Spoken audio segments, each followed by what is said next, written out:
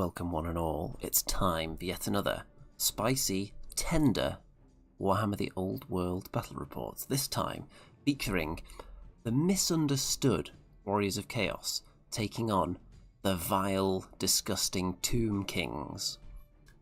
So, as you may know, this Chaos Warriors army was finished fairly recently. It's only taken part in one tournament, no friendly games at all until now, and it is currently sitting on a juicy 100% win rate. So, let's see if that will continue into its first friendly outing with a slightly tweaked list. It's all the same models, but there have been some tweaks made. Some of those, perhaps because I didn't really know what I was doing when I made the initial list, and a couple of others just to try out some different things. So, let's dive in. Look at that. Warriors of Chaos in all their glory, with an axe head covering up the face of the sorcerer, unfortunately. That's what happens when he's on that end of the unit. When he sits on this end, he's fine. He doesn't have an axe in his face there. But strategically, I think for this game, you want it to be on this end, so you're going to have to put up with that. So, let's go through the list, starting with the Chaos Lord on Dragon. So, last time I gave him a magic sword. This time, I had a look through the weapon options and thought, you know what, I could shave a few points off and maybe be just as effective if I give him one of the normal weapon options. So his sword is now a flail, or maybe the skull is a flail. He has a flail on him somewhere, and of course he's still got his hand weapon, so just a flail. The reason that I like the flail is because it doesn't have strike last on it, like a great weapon, but it does have similar stats to a great weapon otherwise, but it's only for the first round of combat. And really, you don't often need multiple rounds of combat for a big horrible dragon beast anyway.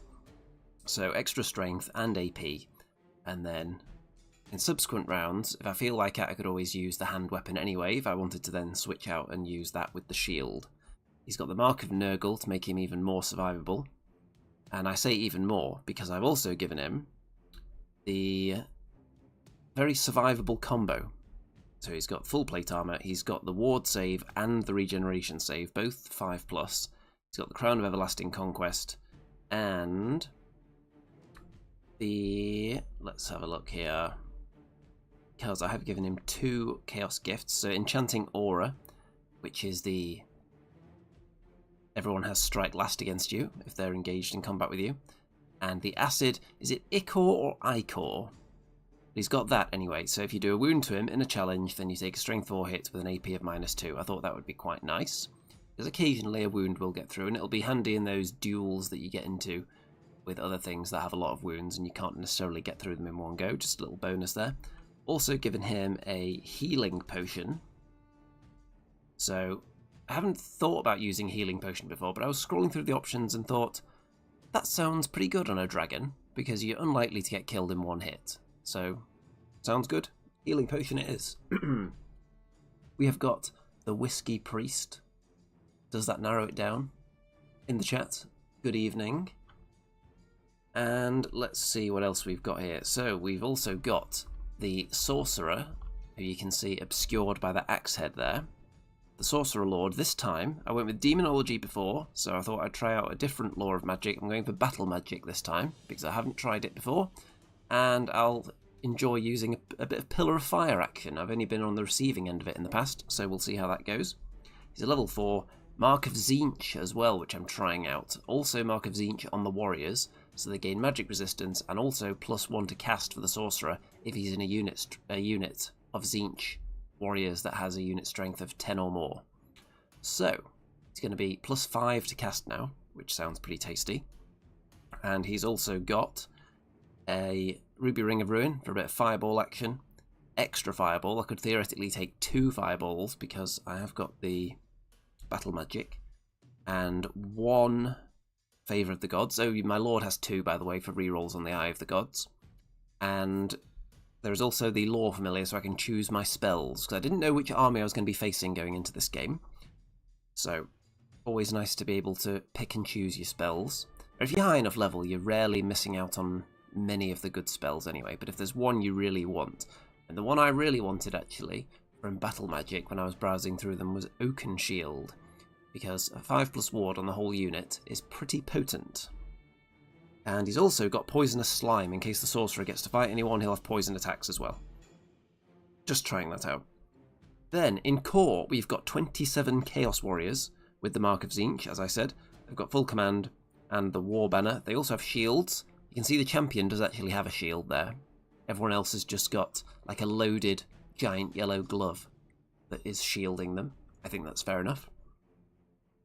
And we've also got 5 Chaos Knights who are down that end. And the Chaos Knights, previously I ran them with the Mark of Khorne, but I found that to be a bit of a liability because they were baited all around the table and people just stay on the edge of their charge and then flee, and they end up just chasing things around, not necessarily getting into the combats you want. So I've gone with Mark of Chaos Undivided instead, because I didn't really think that any of the other marks were particularly jumping out at me as great for the Knights. So I thought that would be useful because it'll let them reroll Fear, Panic or Terror tests. The Knights and the Warriors will be the only 2 units that would have to actually take those tests anyway, because of course the Dragon causes Terror, Dragon Ogres cause Fear and are immune to Psychology. And speaking of Dragon Ogres, oh yeah, the Knights have got the Icon of Darkness as well for -1 to hit with shooting, which you'll find out won't be useful at all in this game because Tomb Kings have an unmodifiable shooting attack. A fly just went across the screen. Okay, onto the Dragon Ogres then. Look at them in all their glory. So 2 units of Dragon Ogres with a Shartak. They've got heavy armour, great weapons. So they're pretty tasty. Nothing upgrade-wise on them. If you're running 1 Shartak on its own, then you can put upgrades on. But if you just upgrade the Shartak's armour, for example, then the whole unit isn't going to benefit from it, to my understanding. So if you're running one on his own, at that point it's worth investing more points into. So, the filthy, vile, sand-encrusted Tomb Kings. What have we got here? Well, this spectacular looking creation here is actually Cetra on a chariot. Should be quite terrifying because that model alone is 445 points, which is a significant investment. There's also a Casket of Souls, a Tomb Scorpion, some skeleton archers on horses, skeletal steeds, and there are some more traditional cavalry with their lances, a Necro Sphinx, and I'll tell you which units concern me in a minute. And at the other end, there are... oh yeah, there is a dragon, and that is a spellcaster atop that. So, let's see, who would that be? Would that be a mortuary priest, perhaps? It's a spellcaster on a dragon, anyway. And you can see there are also some more skeletons, some skeleton archers. And we've got some of these critters here, which... you know what, I should have actually just asked my opponent for a copy of the army list, but I'm pretty sure they are sepulchral stalkers with their snaky tails. So there's 1 unit of 4, and then there's another unit of 2 that are currently in ambush. And my opponent was deciding whether to put ambush on them or whether to use it on the Tomb Scorpion, and chose the unit of stalkers.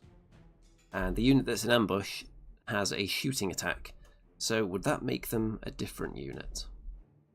I'm not overly familiar with all the Tomb King options here. Having a browse down on new recruit at the moment. But they're going to come in from ambush, and they have to come in near one of the characters, I believe, and not right next to my units. They'll be able to shoot when they appear, but not charge. So, there's a couple of things that are concerning here. The Tomb Scorpion, and I believe the Necro Sphinx, both of those have at least 1 attack that can just decapitate a dragon in one go. So I would like to avoid them with the dragon at all costs. Whiskey Priest says, long time watcher, first time commenter, actually managed to catch you live for a change.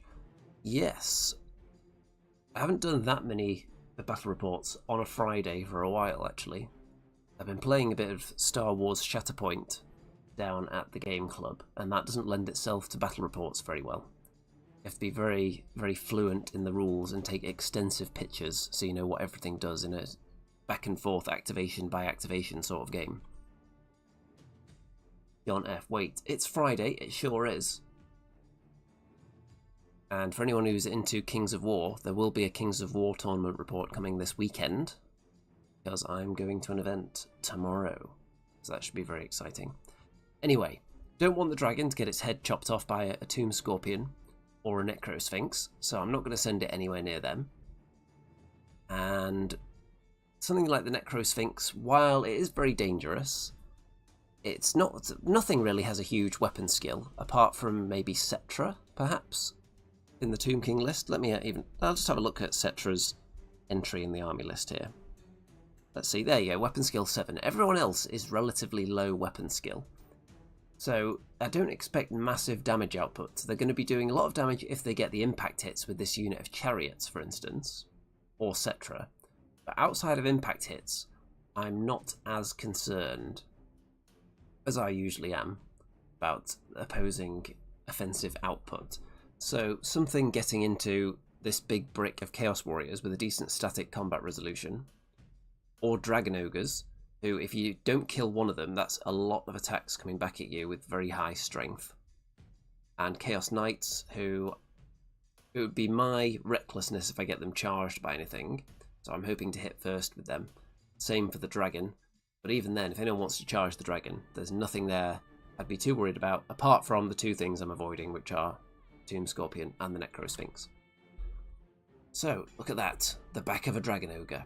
So these are sights that my opponents don't really get. You don't get to see the back of your opponent's army very much.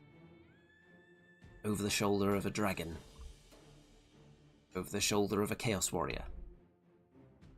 And I get to go first. What a treat.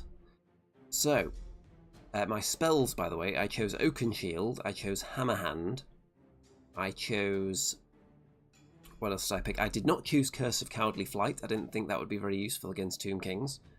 So I also went for Pillar of Fire, of course, which I have cast and dropped that out in front of the enemy, so that's going to be moving towards them and hopefully dealing some damage, especially to the flammable enemy units. So that's going to come in handy. Now, the dragon. I took a couple of minutes deciding what to do with the dragon, actually. I was thinking about positioning in a flank, looking for something, setting up some kind of combo with it, but I thought, you know what, it's a dragon. Why don't I just march it forward as fast as it can go and just sit it in front of the enemy and just say, come at me, bro, and see what the Tomb Kings want to do about it. Because none of these units that could theoretically charge the dragon would concern me in the slightest. I think the dragon would just make mincemeat of all of these. If there was some situation where the dragon has to fight multiple units at once, that's when you start to worry against combat resolution. Or if you're up against a massive horde that has a high static combat res on its own, or something equally killy. The enemy dragon is not as killy as my dragon, though. Not quite as good as mine. So, I'm not concerned about that. The knights have moved up a bit. There's no particular reason to put them in the woods, but it was just there, and they want to be behind the dragon. So, next turn, hopefully they'll be able to charge something, and they're pretty much out of charge range of the enemy as well.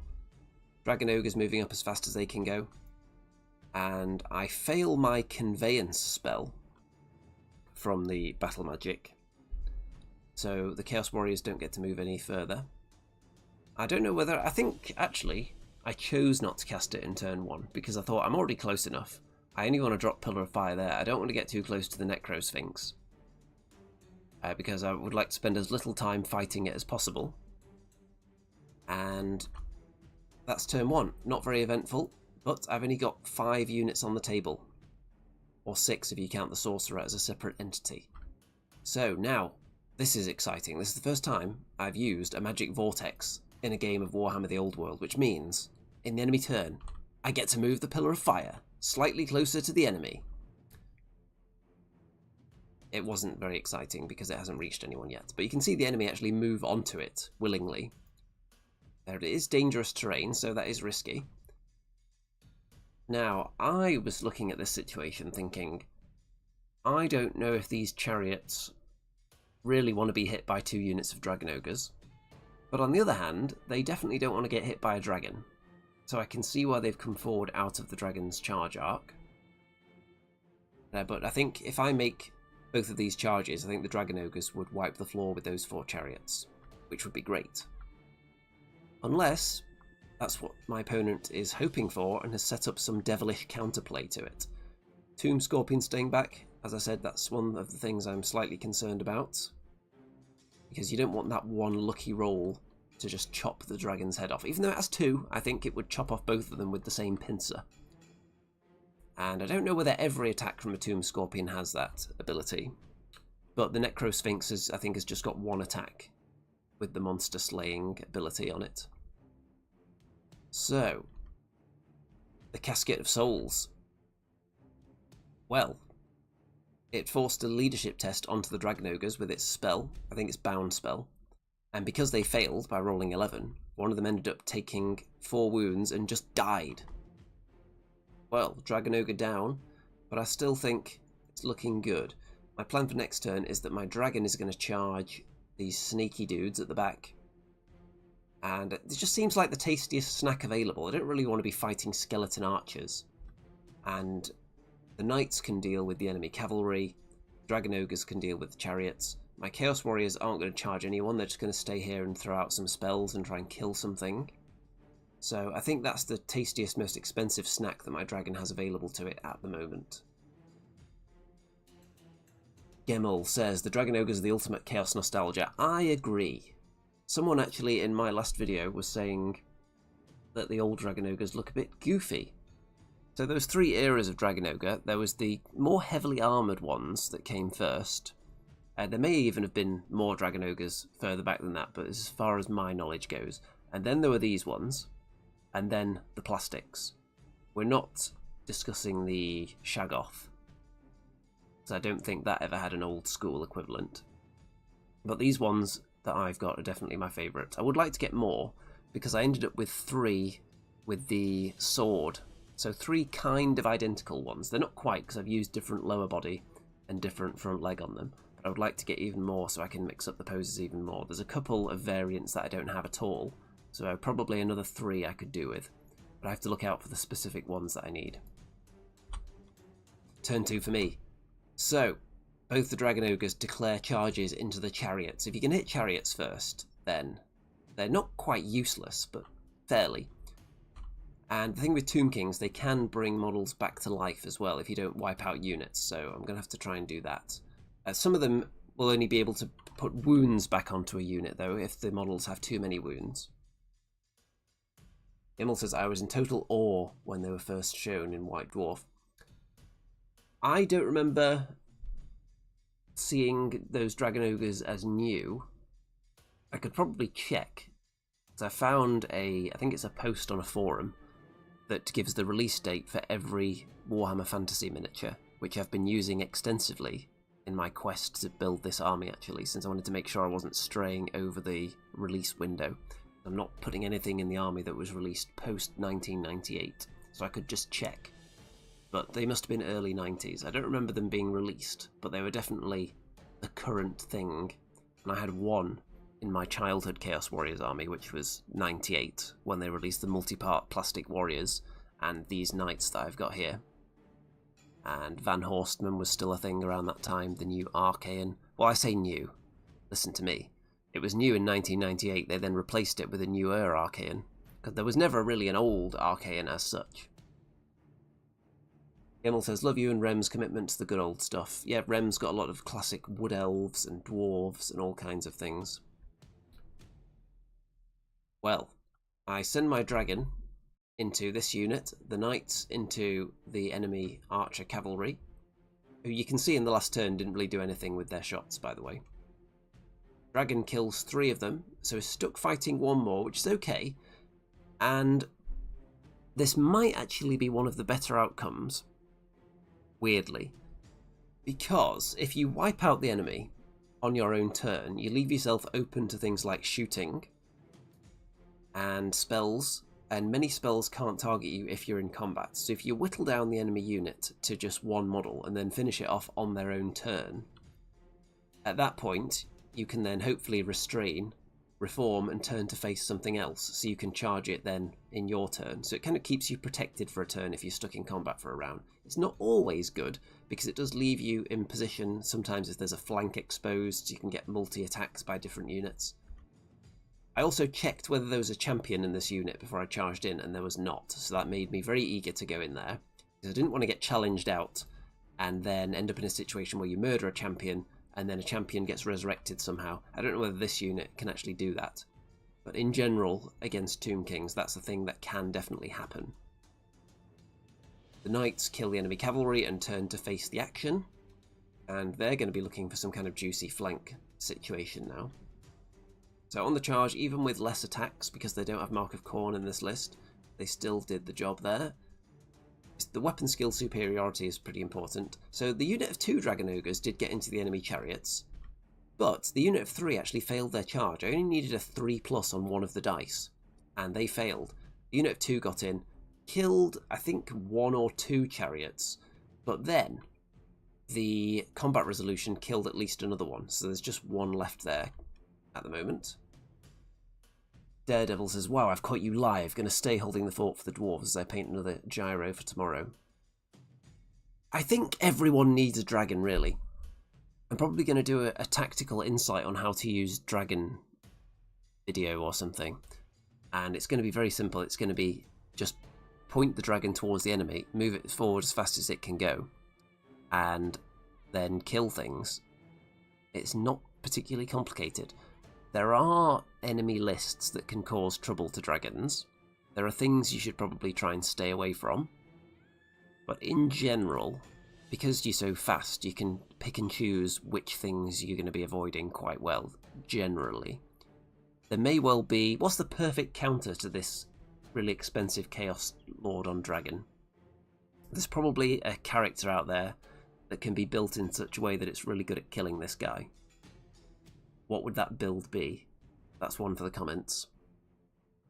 The priest says, I was looking at a Dragon Ogre warband in The Lost and the Damned just the other night. Shartak was the name of the level 5 hero and Shaggoth was the level 25. The illustrations were great. Nice. Dragon Ogres, I think they're one of the coolest concepts in Warhammer as well. I don't know whether they originated in Warhammer, because obviously they're a kind of like a centaur type creature. So I don't know whether specifically dragons and ogres were merged pre-Warhammer or not. Domino says, monster slaying Bretonnian Duke is really good at killing dragons. I've heard that that's one of the things that's dangerous against dragons. So I haven't come up against that yet with mine, so we'll see what happens when I eventually do.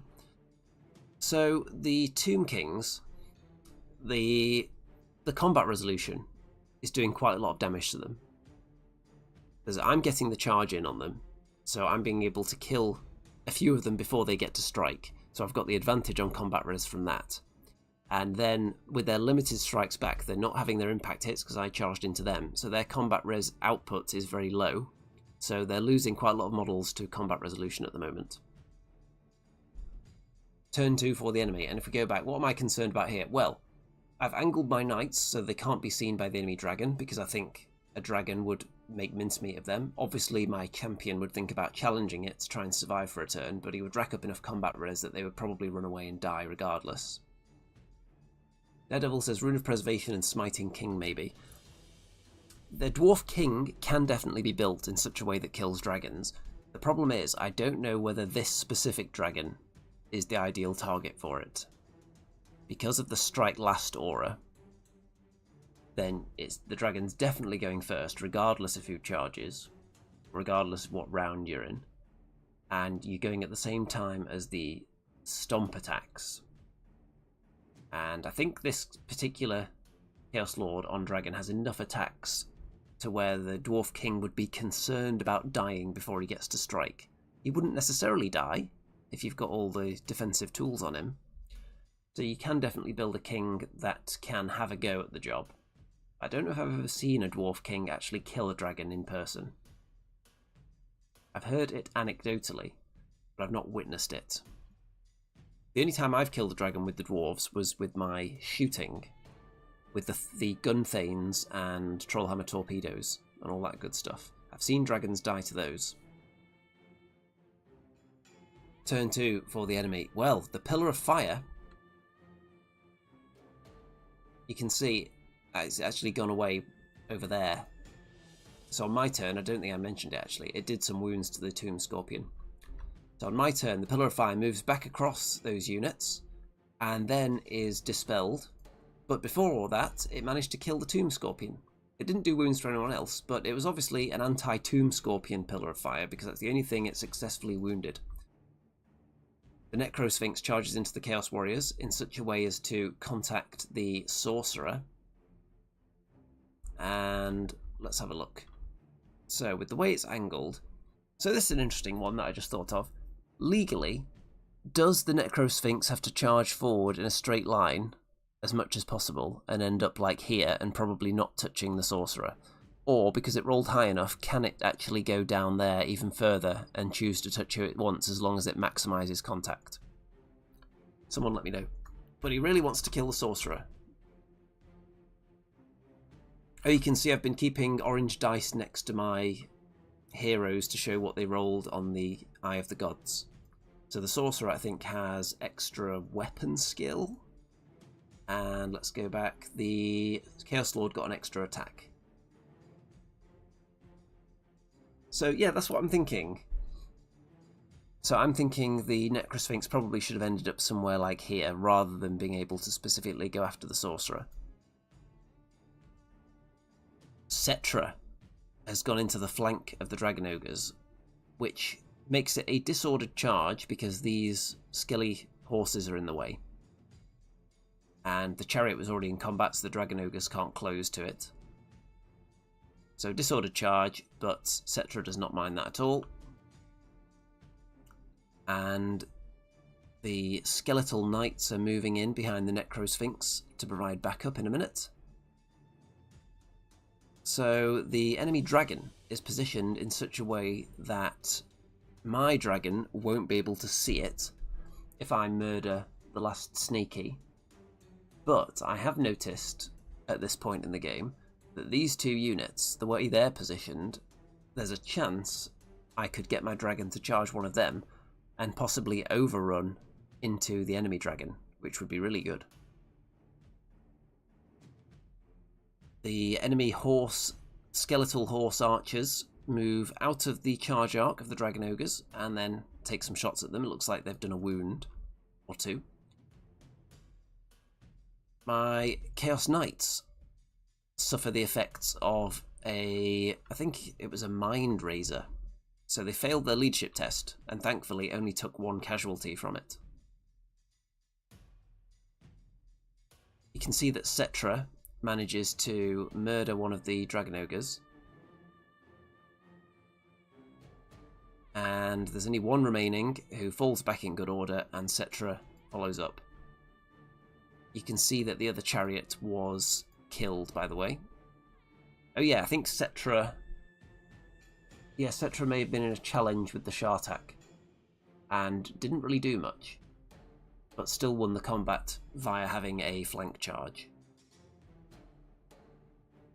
So, one Shartak fighting Cetra. The other Dragon Ogres, I'm thinking, I don't really want to charge into Cetra, because there's going to be an ongoing challenge anyway, so all I'm doing is adding one to the combat res, and I'm not going to be able to attack. So, I don't know if that's really a good idea, and at this point I'm weighing up in my mind in future whether to put a Shartak in the unit, because there are occasions where you want to have a champion, there are occasions where you want to challenge something, but there are also occasions where you don't want the enemy to be able to challenge you, because you want to attack with your whole unit. If a dragon charges into 3 Dragon Ogres, it's unlikely it'll kill all 3 of them in a single swipe, so you'll be able to hit back with something, whereas if there's a challenge going on, it'll probably kill the Shartak, and then you get hit back with nothing, you've lost the combat massively, and you probably run away and die. So, I don't know whether the Shartak should just be saved for running around on his own with the upgraded armour, and then keep the units of Dragon Ogres without a Shartak. Something to consider going forward. So I will mix up my lists a bit, especially when I've got more models painted. Well, you may remember there was a Necrosphinx here, and now there isn't. 2 Chaos Warriors were killed by it. The Sorcerer used Hammer Hand and managed to roll 3 6s and did 3 wounds to the Necrosphinx, which is the only damage it took in the combat. But because of my static combat res and the fact that it only killed 2 Chaos Warriors, I won by enough so that the Necrosphinx just decided to die. It's the old "guess I'll die" meme. So the Necrosphinx just died from combat resolution, which I find quite hilarious. There is something to be said for having a block of infantry that has good combat resolution. Certain monsters aren't good at dealing with that, especially if you're a monster that can crumble. So what else can crumble? A Demon Prince, I think, can crumble. So you wouldn't want to charge one of those into a big infantry block with good static combat resolution. So, look at that. I think that's the combat resolution counter from that fight. So my opponent just had 3 and I had 8 by the looks of it, which was enough to do the remaining wounds. And you can see that my Chaos Lord on Dragon managed to kill the final snake, turned round, and has now set up a potential charge into one of these 2 units and then hopefully overrun into the enemy dragon. You'll also notice actually that this unit of shooty snakes popped up as well from ambush, and they took some pot shots at my dragon ogres, I think, but didn't really do anything. I think they both just missed their shots. Turn 3. The Chaos Warriors have Oaken Shield cast upon them, and you may notice that they're halfway up the table. So if we go back a second, here was my plan. Other than the obvious plan up here to get my dragon into the enemy dragon via charging at something else, I can't charge directly into it because there's an infinitely high hill between the 2 models. What I wanted to do here, because you can see this small unit of skeletal horse archers, my Chaos Warriors want to charge them and then overrun into Cetra to bring a huge amount of combat res with them, with a flank charge, a close order unit, a banner, a war banner, and a couple of ranks.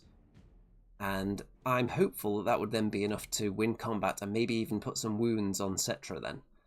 So that's my plan, to just be very aggressive and just go all in and try and kill Cetra. But unfortunately, the overrun finished 1 inch away. The Chaos Knights charge into the skeletal archers on the hill, kill them all, and then spin around. Well, they don't quite kill them all, but because it's Tomb Kings, they kill enough so that with the combat res, the rest of them just die. My Chaos Lord on Dragon gained another attack with the Eye of the Gods, charged into the freshly ambushed snakes, killed them, overran into the enemy dragon. Perfect. Now next turn I'll be able to fight it. 'Cause that's what you really want, is a dragon duel, especially where your Chaos Lord on a dragon is more powerful than the enemy's. Now, it's not that simple, because the Casket of Souls has a spell that has put -1 to hit on enemy units in a bubble, and I have been failing to stop that. Now, you can see that Cetra manages to win the combat against the Shartak, who falls back in good order. Cetra restrains, and then we started discussing whether it would be possible for Cetra to be in such a position that it could charge into the Chaos Warriors, but also retain impact hits, because it would have been too close if you just turned directly to face them. So, what we came up with is that if you face this way, you can still just about see them, they're still in your arc, and because of the wheeling required, then Cetra will have travelled more than 3 inches to make it into combat, which I believe is how it works. I don't think it's been FAQ'd, so you just draw like a point between a line between the 2 points or anything, which is something you could possibly see happening. I think with random movers, didn't they put something in there about those, that you can't do that with random movers? You can't like be right in front of the enemy and say, well, actually I'm going to random move in that direction and touch you there, so now I get impact hits and extra initiative bonus. Is that something they did with random movers? I feel like I remember something about that. But anyway, Cetra is going to go after the Chaos Warriors very shortly. But it's looking good, obviously, for the Chaos Forces right now. Turn 3 for the enemy. Tomb Kings need a big turn. Let's see what they can do. Cetra and the cavalry into the flank of the Chaos Warriors. And here's something interesting. So, Cetra issues a challenge. My Chaos Warrior champion accepts. The Sorcerer is technically still in the fighting rank, because this is a fighting rank. But the Sorcerer can't attack because the only model in that unit that it's engaged with is in a challenge. Is that correct? That's how we played it because that sounded right, and we couldn't find a specific reference to that exact situation in the rules. So we think that the Sorcerer is kind of stuck and therefore can't use Hammer Hand, can't bust his way through the ranks to this side because he's technically in the fighting rank. It just so happens that the enemy in that combat engaged on that side is in a challenge, so can't be targeted. Obviously, if I wanted the Sorcerer to fight, I could have accepted the challenge with the Sorcerer against Cetra, which probably would have been very silly, because the Sorcerer could have got killed. But does that sound right to people? Let me know. And we're going to have a big dragon off up there. That's going to be fun. So, the dragon duel. You can see my Chaos Lord on Dragon has lost 2 wounds. The enemy is actually counting up wounds there, so I've managed to do 3. So I do win the combat. And there you go, combat resolution counter for confirmation. But the enemy just falls back. Domino says you played that correctly. Good. So it felt weird that the Sorcerer would be trapped like that, but it also felt correct within the rules. So, with the flank and the extra damage that I did, you can see, based on the combat res, the enemy dragon has actually taken some extra wounds now. So it's now taken 5. And how many does it have? Does it have 8 or 9? You know, I could just have a look. Let's have a look at new recruit now, because I'm always interested in seeing which dragons have more wounds than others, because the Chaos one, having 10, seems to be among the highest. That's if you put a Chaos Lord on it, obviously. So, let's have a look. So, a priest can't go on a dragon, can it? Who would it be?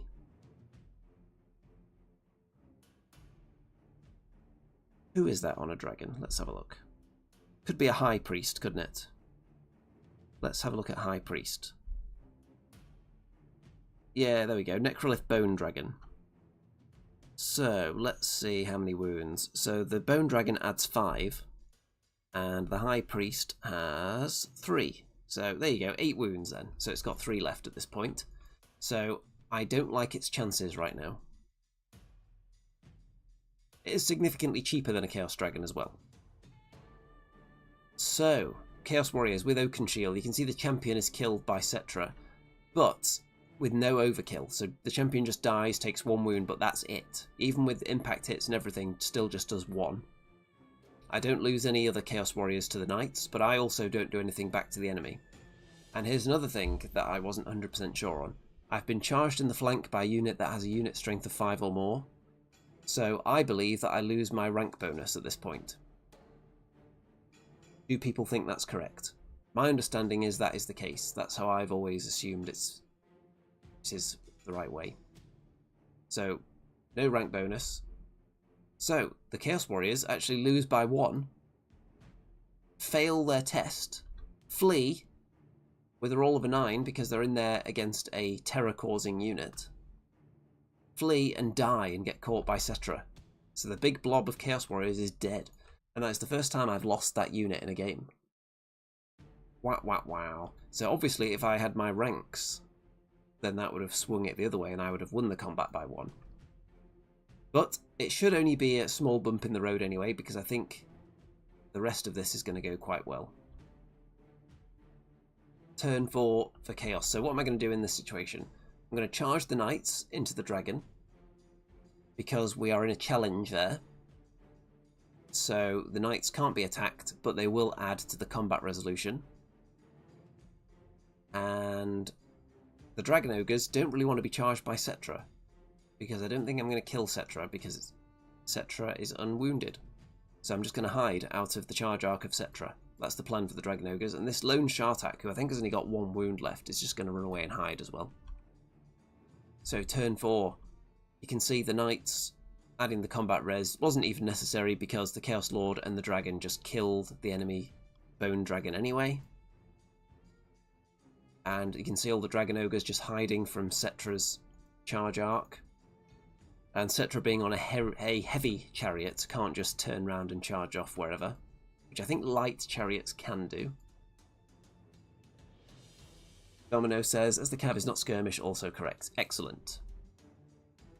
See, it's only taken like a year, but we're slowly getting the rules right for the old world. Mostly. And at this point, it's not looking good for the Tomb Kings. Cetra could potentially go and try and kill something. Killing the knights isn't going to be enough, though, after losing the Bone Dragon. Despite wiping out that massive unit of mine, which is like 800 points, I've killed a lot.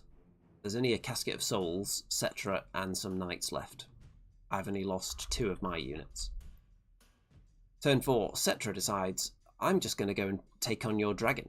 I'm going to flank charge the dragon, which I did kind of present. I thought, I'm not concerned about being flank charged by Cetra with the dragon, because I think the dragon will win. And I also want to be facing this way in case Cetra charges the knights, so that potentially I could then charge Cetra afterwards. So it was too inviting, and Cetra has charged the chariot into the dragon's flank. The enemy knights are too scared of the dragon ogres, but they can't really run away anywhere, so they're just kind of running in front of them. And I don't know if there's a particular tactical reason for that, or whether it's just kind of comedy, just running across the front of them like that.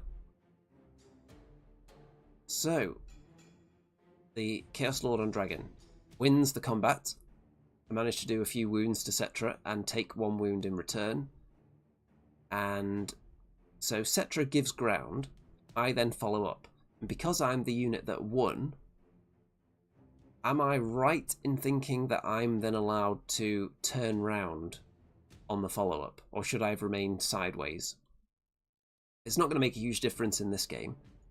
But when you give ground, you kind of just shuffle, don't you? You don't necessarily turn to face the enemy. But if you're the one making the follow-up move, do you also just shuffle? Either way, it's not going to make too much difference here. Domino says no turning. That's what I suspect now, looking back. My turn 5. Cetra's dead. Well. So, the dragon fighting, obviously, and then the knights, you can see they were positioned here. They were able to charge into the flank of Cetra, add some nice extra combat res. The dragon and Cetra were then in a challenge, so the knights couldn't be attacked. And enough damage was done. Cetra is toast. Dragon Ogres also kill the enemy knights. The Shartak runs away from the Casket of Souls even further, just in case. And there's just a casket left. So at this point, we decide, you know what, it's getting late. All that's going to happen now is the dragon's going to turn around and charge and murder the casket, probably. So let's just call it a night there. So, another successful game for the Warriors of Chaos. Only 2 units lost, lots of units killed. There were some comedy moments. There's some poor dice rolling from the Tomb Kings with the Necro Sphinx in particular, which was quite funny. Although the Warriors ended up dying to some poor dice rolling on their part as well, with the failed leadership for a start. Got a comment. Before making a follow-up move, a unit may change facing by performing a free turn maneuver. Oh, there you go. So, yeah, that's the way we played it, was that the unit that's giving ground can't turn, but the unit that's following up can. That's how we played it. But I wasn't 100% sure. So I'm sure everyone will be feverishly poring over their rulebooks for that one.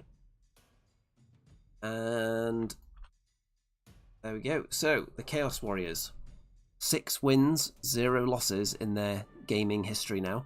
How do I feel about the tweaks to the list? Battle Magic, it didn't feel as good as Demonology, actually.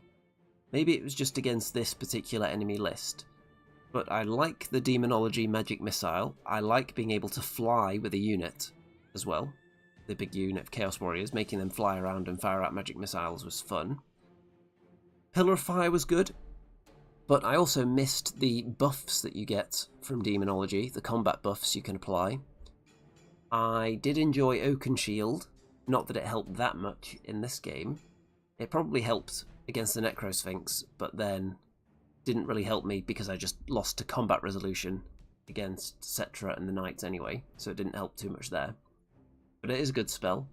I can see a case for taking that as well. I haven't tried, what's the other one? Dark Magic yet. I haven't tried that, so I'll probably have to have a game using Dark Magic to see how that goes. I'll also have to try a Sorcerer on a Dragon at some point as well. I've only got these models painted, so I might as well mix things up, try some different things.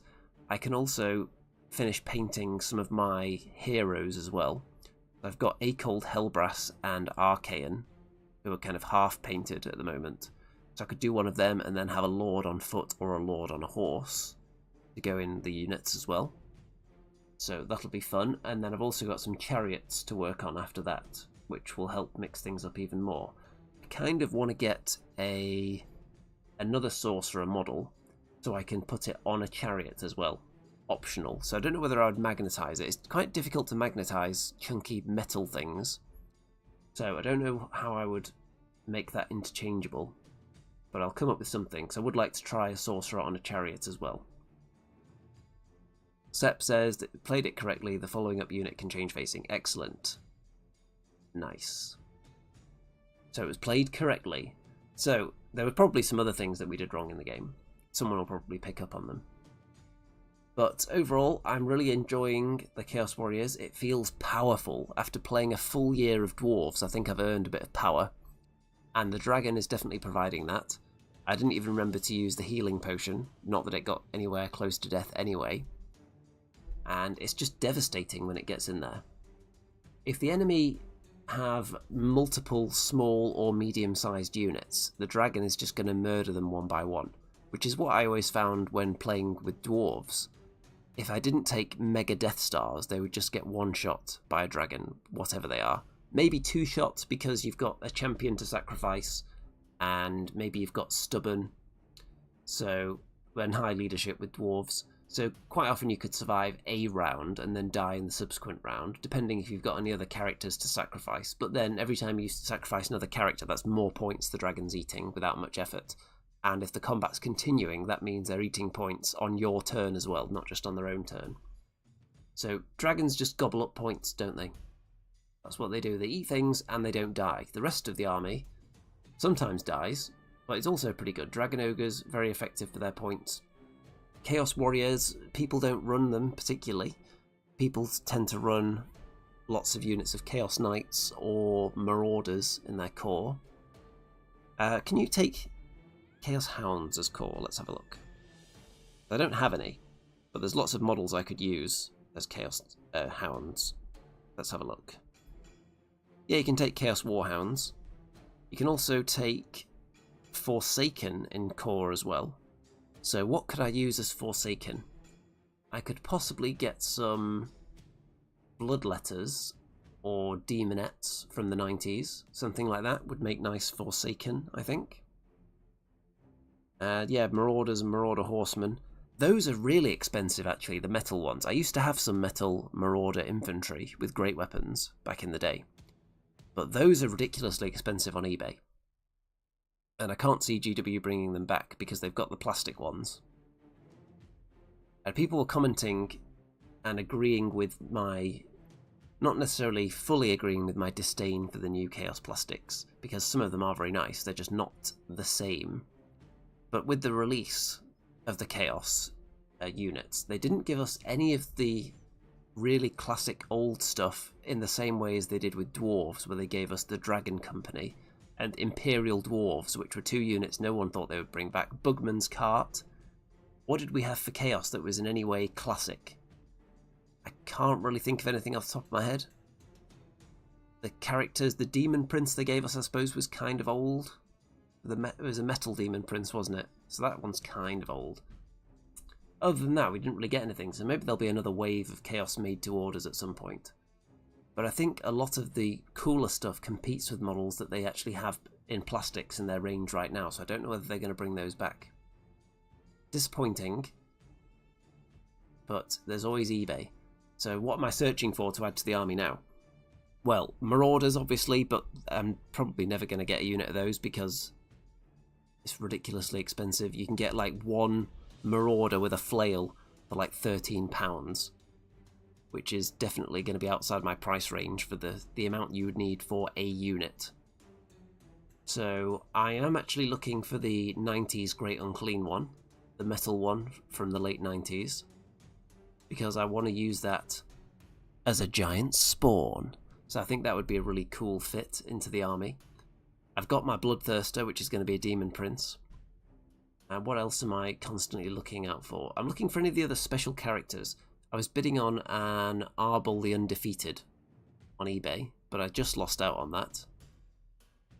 So I'm always keeping my eyes peeled for that character, who would make a good Lord on Demonic Mount, which is one of the options I don't have right now. What else would be a good fit in this army, do you think? If anyone's got any suggestions, either in the chat or in the comments later, then let me know. Any particular models that you think would be cool that are 1998 or earlier. Particularly dragons, actually, because it would be nice to paint another dragon. This one was really fun to do. The issue is, it's the only real Chaos Dragon from my period of Warhammer, from back in the day. There's other dragons out there that are difficult to get, but in terms of something that could be run as like a warp fire dragon that's old, you're looking at 80s, and some of those dragons are very expensive and quite small. So if anyone knows which particular dragons from the good old days would fit as like a warp fire dragon, then let me know. One option I do have is acquiring a 90s dragon from another faction, like Dark Elves or Wood Elves or something, and then converting it using classic parts as well. Because it's easier to get a dragon that's incomplete. That's going to be cheaper. So I could do that and then convert one somehow and make it a bit more chaosy. So there are options.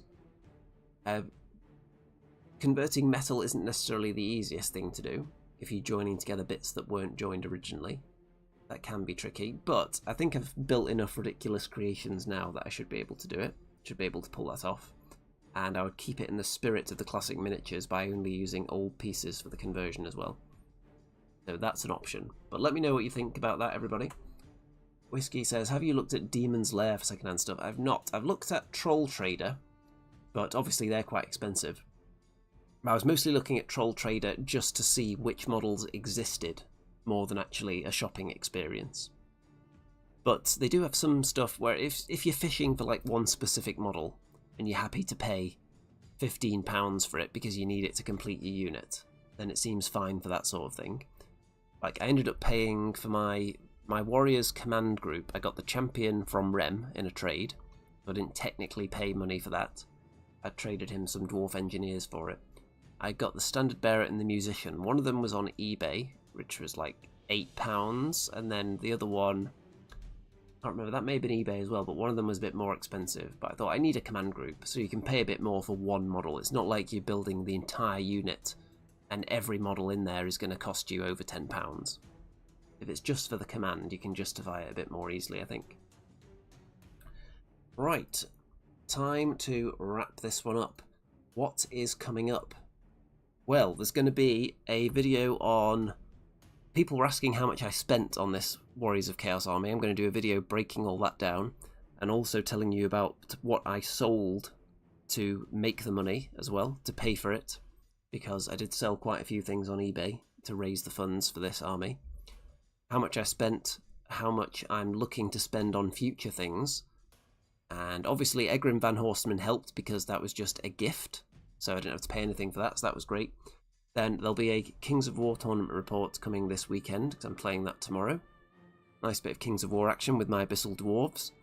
Then, if I look at my upcoming event calendar, the next one after that is Age of Sigmar and then Old World. So the next Old World event is less than a month away, so that's exciting. And I'll try and get some more games in before then, some more battle reports, try out some different things with the Chaos list. Sorcerer on Dragon is probably the next thing I want to try. Maybe I'll run 2 Sorcerers in the same list. It's some real magic overload. I've had to wean myself off having no magic and just building up my tolerance to the arcane arts slowly, I think. So 1 Sorcerer was enough for the first few games, but now I'm getting a taste for it. You can feel that magic flowing through your veins. You just want to unleash it at the enemy. So maybe 2 sorcerers is what I'm going to try next. I might also mix up the dragon ogres a bit, and possibly run 1 lone Shartak and then some other units with a smaller amount of dragon ogres in them. That could be interesting. Would give me more units on the table for a start, because that's one thing I'm kind of lacking at the moment. It's very expensive solo units running around. Okay, thanks for tuning in, everybody. Don't forget, if you want to sacrifice all of your life savings to send me to more tournaments and to help me buy more old school Chaos Warriors, then why not pledge those life savings to the Patreon or PayPal links down there as well. And you were only going to squander it anyway, weren't you, really? It can't go on anything that's as important as a classic Chaos Warriors army, surely. Don't forget to check out all the social media shenanigans down there. There's Discord, Facebook, Twitter, Blue Sky, all the usual stuff. And if for some reason you haven't subscribed or you haven't liked the video, then obviously you should be doing that. That goes without saying, but I'm saying it anyway. And let me know what you want to see, what you want me to try with the Warriors of Chaos. Any particular items you want to see, any units, any models you want to suggest for the army, any places to find the models. I can see Whiskey has just suggested Stuff of Legends as a website for old Citadel catalogues.